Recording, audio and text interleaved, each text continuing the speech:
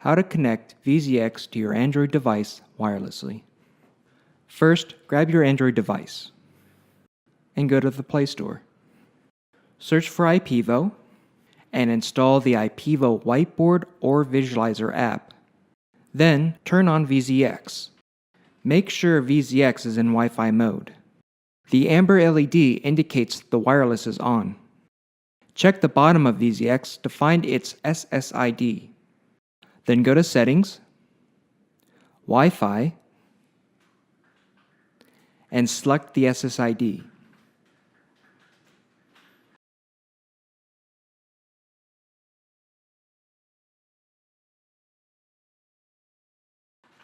Once connected, launch Whiteboard and select the DocCam icon. Or launch Visualizer, which will automatically connect to the VZX camera. You are now wirelessly connected to VZX.